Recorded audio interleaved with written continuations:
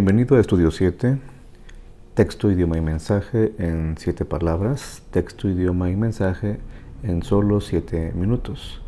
En esta ocasión analizaremos brevemente 2 versículos, ya que están hilados, son realmente, para entenderlos correctamente, una sola unidad, y se trata de Apocalipsis 1, el versículo 11 y el 12, que decía, hablando de Cristo Jesús, hablando del personaje que se presentó en el versículo 10, bueno, que decía, yo soy el alfa y el omega, el primero y el último, escribe en un libro lo que ves y envíalo a las 7 iglesias que están en Asia. A continuación vendrían los nombres de las 7 iglesias, los cuales he omitido en este caso por el espacio, las que están en Asia, y me volví para ver la voz que hablaba conmigo, y vuelto vi 7 candeleros de oro. Empecemos diciendo que el texto de Apocalipsis 1.11 en español es diferente al texto de Apocalipsis 1.11 en griego. En cuanto a los manuscritos más antiguos, los más confiables, allí radica la diferencia, porque en el texto en griego no aparece la expresión yo soy el alfa y la omega, el primero y el último. Esta expresión no aparece en el texto en griego. Sabemos que Jesucristo será identificado así versículos más adelante y hacia el final del libro de Apocalipsis, pero en el versículo número 11 en particular no viene esa descripción en los manuscritos más antiguos. Los manuscritos que usó Casiodoro de Reina, por eso conocemos hoy la Biblia en español, la más común como la versión de Reina y después revisada por Valera, bueno, en esos manuscritos no aparece, perdón, sí aparece esta expresión, pero no en los manuscritos más antiguos del griego, lo cual entonces nos dejaría el versículo de la siguiente forma, que decía o que estaba diciendo, esa voz que escuchó como de trompeta del versículo 1.10, que estaba diciendo, y lo que decía era una orden, ¿verdad? Escribe. Sabemos muy bien que en el tiempo bíblico escribir significaba una tarea que requería esfuerzo, ya que ni todos escribían, ni el material era el más accesible, no era barato. Se requería, tanto en esfuerzo como en materiales, algo especial para poder escribir, pero sobre todo se escribía lo que se debía preservar, lo que debía comunicarse a otros y por lo tanto valía la pena ese esfuerzo de escribir. Cuando se le pide a Juan que escriba, obviamente el mensaje tiene que ver con esa importancia, radica en su importancia y en lo que debe durar el hecho de que se escriba este mensaje. Y además, específicamente en un libro.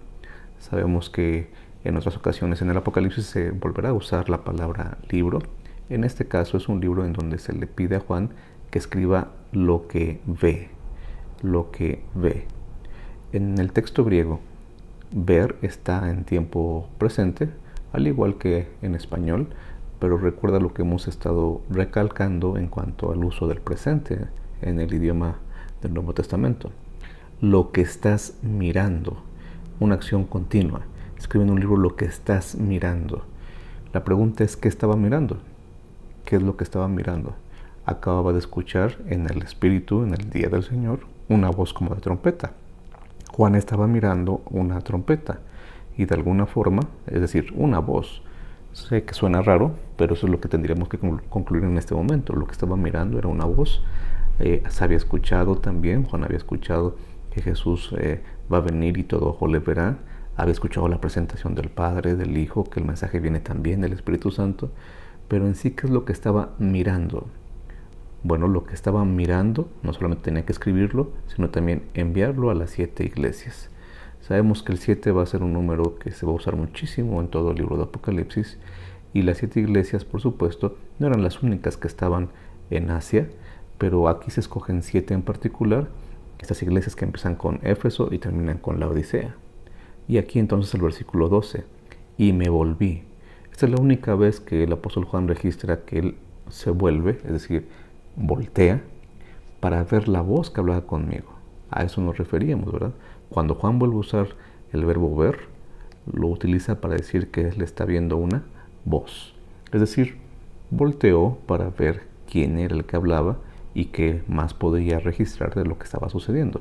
Pero literalmente él pone que él se volteó para ver la voz que hablaba Y una vez que se volteó, lo que vio no fue una voz, por supuesto. Las voces no se pueden ver, pero lo que sí vio fueron 7, hablando otra vez de la importancia del 7, candeleros de oro.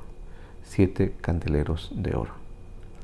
De manera interesante, el apóstol Juan nos dice que cuando él se dispone a hacer caso, a poner en práctica lo que se le está pidiendo, describir lo que está viendo, y él nos dice, pues lo que yo esperaba ver era una voz, la lógica y la misma secuencia del texto nos dice que él, por supuesto, no vio una voz, lo que vio fueron 7 candeleros de oro.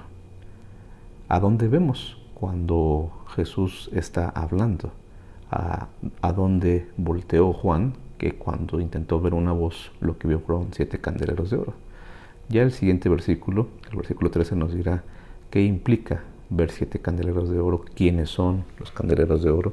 Estamos hablando del lenguaje simbólico, pero lo que sí podemos adelantar en este caso es que escuchar la voz de Cristo Jesús y sobre todo intentar mirar, entre comillas, mirar esa voz, nos hace ver algo sumamente importante.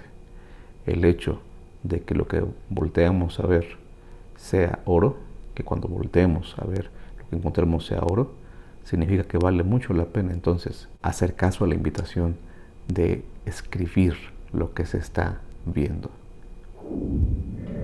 El mensaje para esta ocasión tiene que ver entonces con la misma idea. Mirar una voz te hace ver oro. Juan, por experiencia propia, nos puede decir, cuando tú intentas ver la voz, esa voz como de trompeta, la voz de Cristo Jesús, aquel que ha de venir muy pronto por nosotros, Él te hará ver oro. El oro es muy importante en todo Apocalipsis y por supuesto lo va a hacer en la descripción que hará en los siguientes versículos el apóstol Juan. ¿Quieres ver oro? ¿Te interesa seguir viendo oro? No dejes de voltear a ver la voz de Cristo.